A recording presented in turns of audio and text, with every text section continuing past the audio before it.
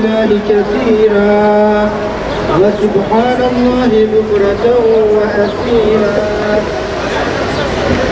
الله أكبر كبيرا والحمد لله كثيرا والحمد لله كثيرا وسبحان الله بكرة وأصيلا.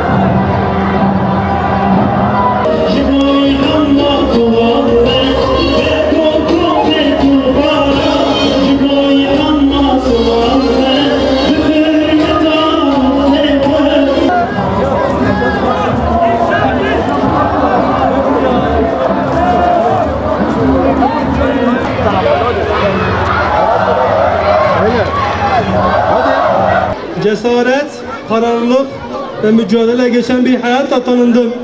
Birçok insanın İslam'la tanışmasına, birçok beldenin İslam'ın hakimiyeti altına girmesine vesile oldum. Ve bunlardan biri zırh gibi surlarla çevrili, bereketli ve o kadar güzel Ahmet'ti.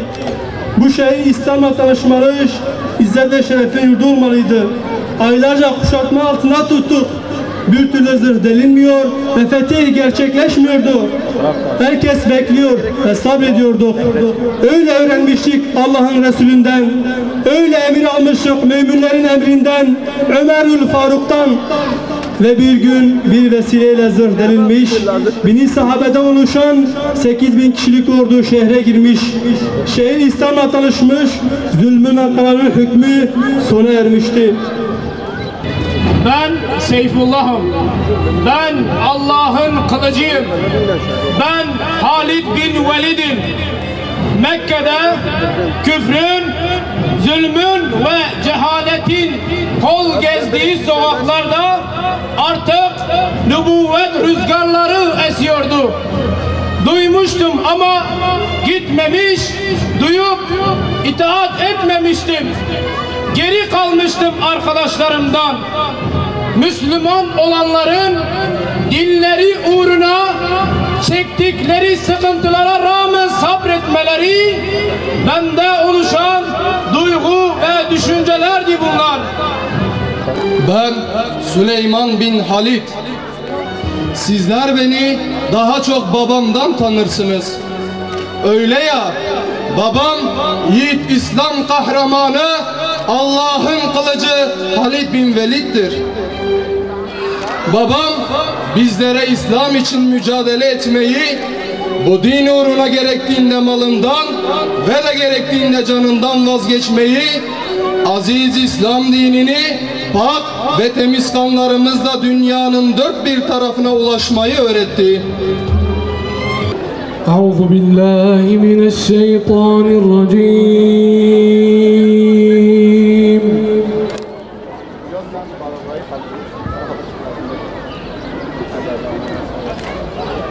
Bismillahirrahmanirrahim.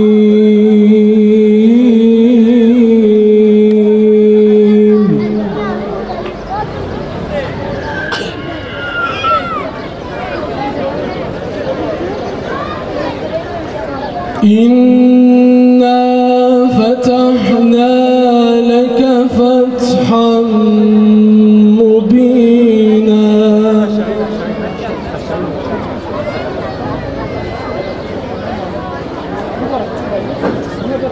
ليغفر لك الله ما تقدم من ذنبك وما تأخر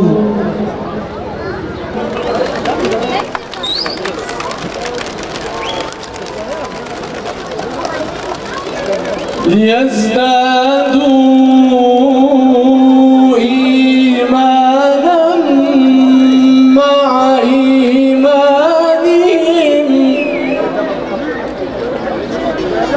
الأنهار خالدين فيها ويكفر عنهم سيئاتهم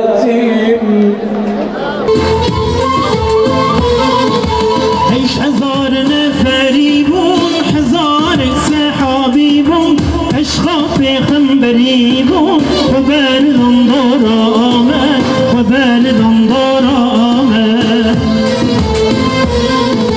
لشكري والليل البار شجانا ارداعي دخول انظر يا ايان هاتجب فتحة آمد دوام شهيد رحمة رياح وعدالة آمار كريه بداية من بويا لآمد دوام شهيد رحمة رياح وعدالة دين إسلام بركة آبا بويا لآمد آبا بويا لآمد دري خالد سليمان ومفتوح السحابان شهيد منضم سروجا دون الشرف آمد دون الشرف آمد لآمد پیروزه شرف بزارک لآمد پیروزه آگیر کود پرستان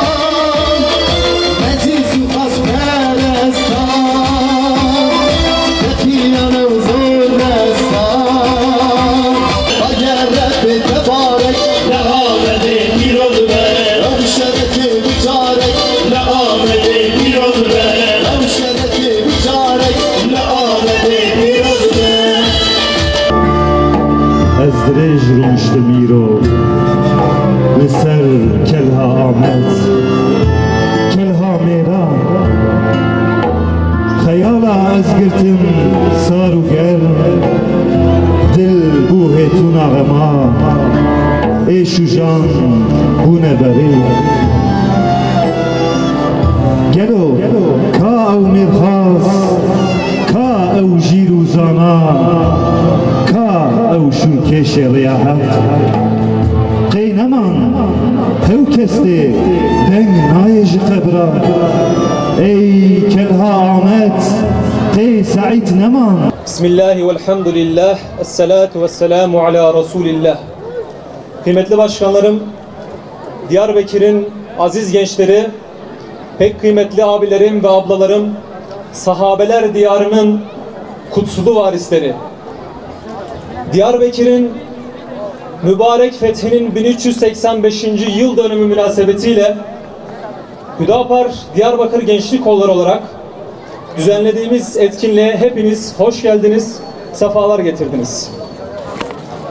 1385 yıldır şu an havasını teneffüs ettiğimiz, ayak bastığımız bu topraklar İslam'ın hayat veren maneviyat yüklü atmosferiyle dolup taşmış ve kıyamete kadar da bu manevi atmosfer bu diyarlara oksijen olmaya, hayat vermeye devam edecektir inşallah. Ashabın ektiği iman tohumları ilk günden beri bu beldede kök salmış, filizlenmiş ve meyvesini vererek bu diyarın iman bahçesine dönüşmesine vesile olmuştur. Evet, bu diyar Bizans'ın zulmü altındayken,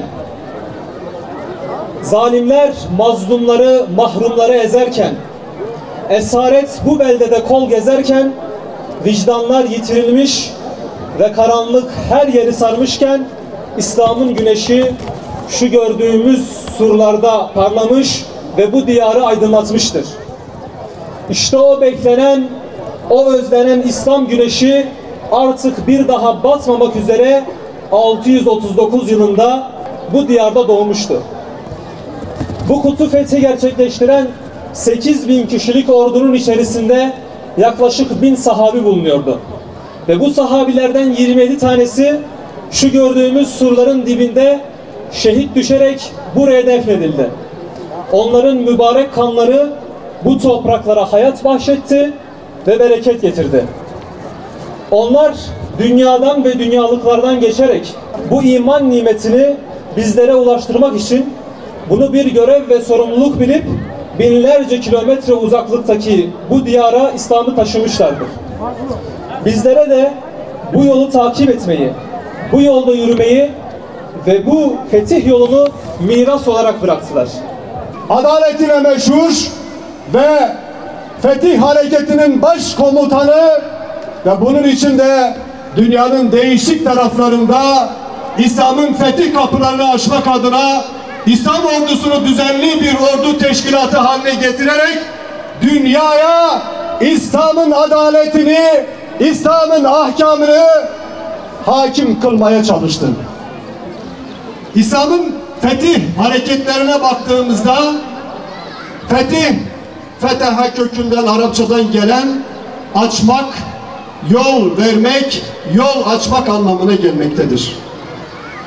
Ve biz özellikle birçok şehre baktığımız zaman İslam tarihinde söz konusu kan dökülmeden, harp yapılmadan önce insanların gönülleri fethedildi. Önce insan kazandı, akabinde memleketler kazandı. Medine Kur'an'la fethedildi. Biliyorsunuz Musab bin Ömer bir yıl boyunca Medine'de İslami tebliğ vazifesini icra ederken, ifa ederken Allah-u Teala'nın inayetiyle bir yıl sonra Medine kansız bir şekilde harp yapılmadan, savaş yapılmadan insanların kalpleri kazanılarak söz konusu fetih gerçekleşmiş oldu. 630 yılında Efendimiz sallallahu aleyhi ve sellem zamanında Mekke'nin fethine bakıyoruz. Yine kansız, Efendimiz sallallahu aleyhi ve sellemin emanı altında ve tevazu içinde devesinin hörgücüne alnı değecek şekilde Allah'ın huzurunda dua ederekten girdi. Kan dökülmedi. Evler yıkılmadı. Sokaklar talan edilmedi. İnsanlar öldürülmedi. Tam tersine insanlar kazanıldı. Memleketler kazanıldı. Çarşı kazandı. Pazar kazandı. Ve her şeyden önce dünya kazandı. Çünkü dünya nurla doldu. Sahabeler bu kadar yoğunlukta ve çoğunluktayken sahabe kabirlerine baktığımız zaman Mekke'de 10.000, Medine'de 15.000 sahabe yatıyor.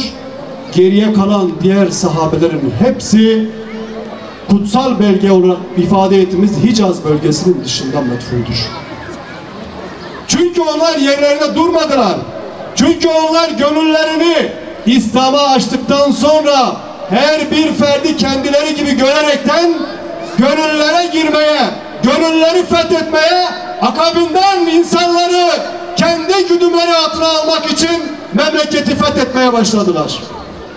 Ve bu manada bakın bugün nasıl ki o dönemin sahabesi buradaki ordu karargahı 5 ay 6 ay sabırla bekledi.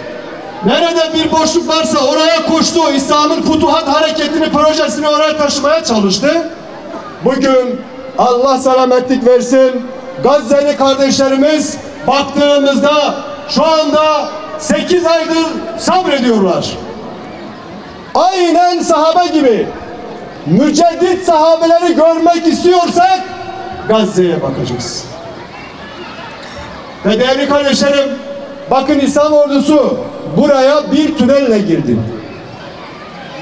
Allah'a hamdolsun bugün Gazze inşallah Diyarbakır'ın fethi nasıl ki tünellerle gerçekleştiyse Gazze'nin altında bulunan tünellerle Allah'ın izniyle Gazze'de Siyonizme karşı zafer elde edecek ve Müslümanlar bu konuda başarı elde edecekler. Tekbir! Bakın dikkat edin.